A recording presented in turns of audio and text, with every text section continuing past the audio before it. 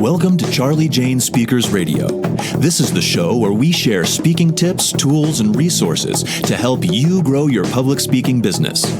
Our goal at Charlie Jane is to get you, the speaker, on the platform in front of thousands of people so that you can teach and motivate your audience, enriching and empowering them to lead fulfilling lives. And now, here's your host, Wendy McNeil.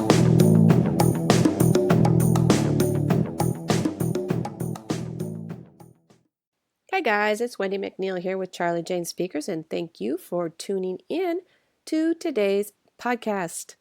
Today, I'm going to talk about the post office isn't dead. It's not? Nope, the post office isn't dead.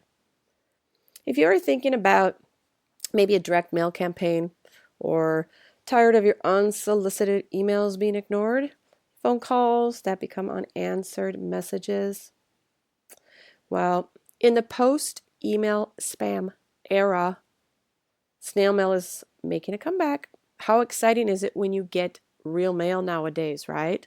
Setting aside the every door direct mail junk that you might get from political campaigns and, the local car dealer, there's not actually much in your mailbox other than bills anymore.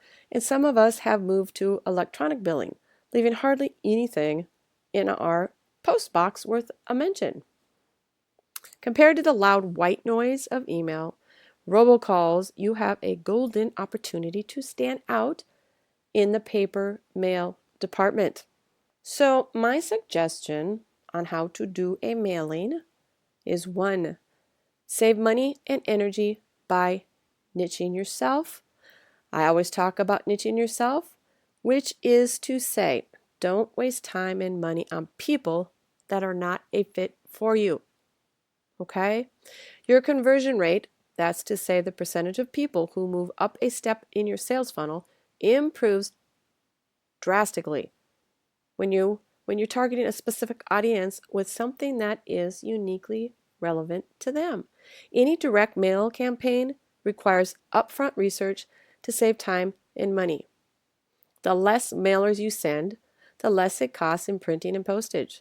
Since you will be following up with people, so the more targeted the campaign, the more likely you will be successful. Any direct mail campaign requires upfront research to save you time and money. The less mailers you send, the less it's going to cost you in printing and postage, right? Since you will be following up with people, the more targeted the campaign, the more likely you will be successful when you follow up. So why bother spending time following up with people who are a poor fit? Number 2, researching and tracking. Do your research and find associations, organizations, or companies that are a perfect fit for your pet topic. If you do your research and you find 20 associations, organizations, or companies that are a perfect fit for your topic, then send out up to 20 mailers at a time. Okay? Keep really good record of their information, contact names, and the information, like I said, for your follow-up. Note the people's name, the company name, the address, the phone, the email, etc. This is important because although you may have not gotten a response now, it could happen the next day or in a couple of months. You want to track which tactics are working. Number 3, it's all about the follow-up, guys. Okay? After mailing the campaign out, wait about a week or so and do your follow-up. The follow-up is crucial to open doors of communication and build those important relationships. Don't expect to send out 20 mailings and that the phone's just going to ring. Go after what you want. It is unlikely to just drop in your lap. All right? There are several ways to follow up on your initial contact. You can email, call, or send another mailing, slightly different, but recognizably similar. They say it takes more than 7 touches. That's attempts to contact someone, ads in the paper, spots on the radio, before the conversion ratio starts to jump up. Once you've done your first batch and followed up a few times, go ahead and send out another batch to up to 20 more organizations or associations that fit your target market. Right? What types of mailings? Well, on a budget, try postcards. I do like postcards and I do recommend them a lot. That's going to be your best quote unquote open rate.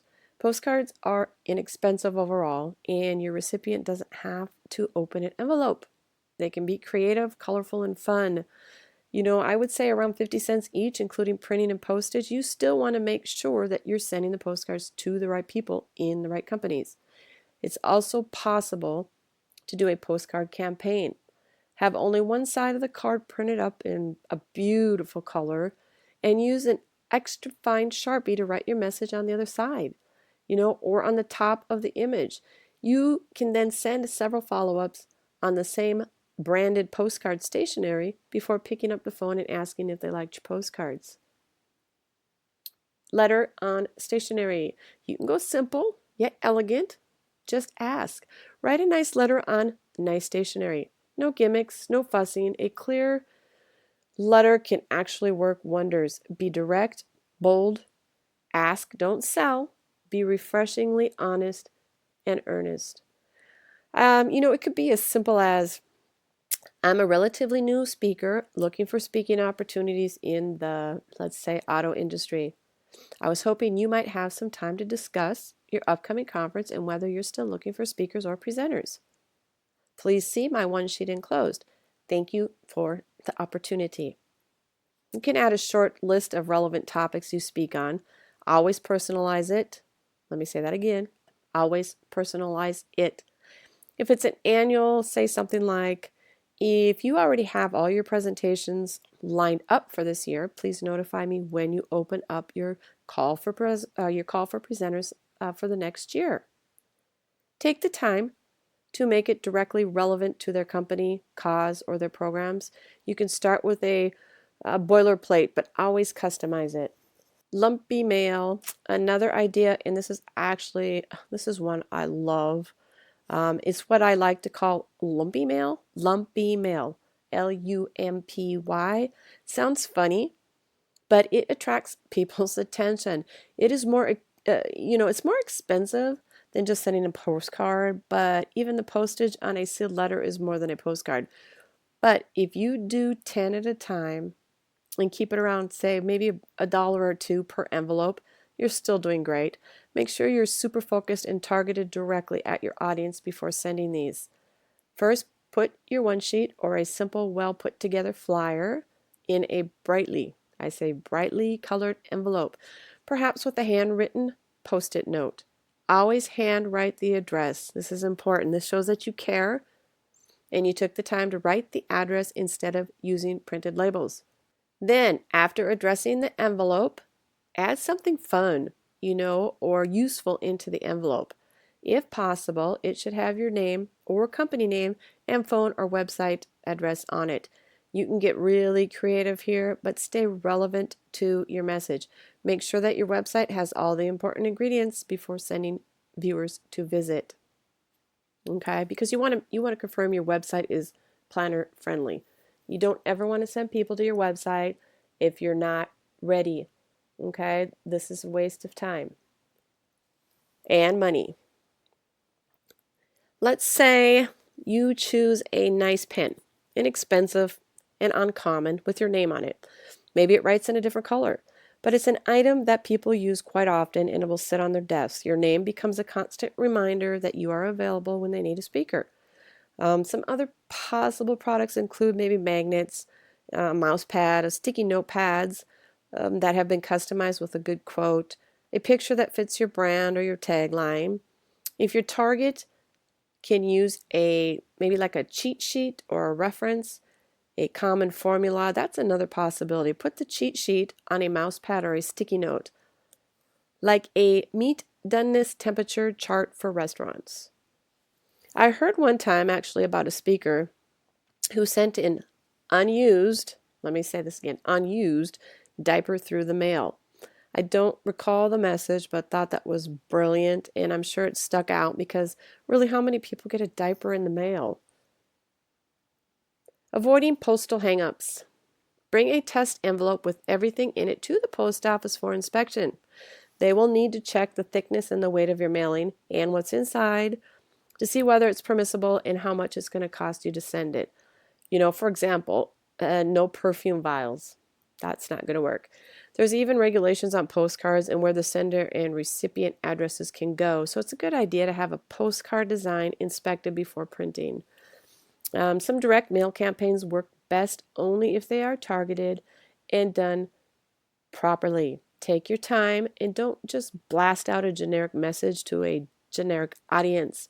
It's going to be a waste of your money. It really is, and time, and it is going to create frustration for both you and the recipient.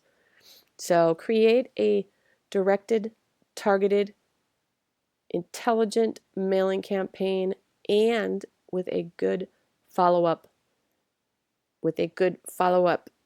And you're going to get the message through to the right people. Okay? That is it for today's podcast, and I thank you once again for listening in. Take care.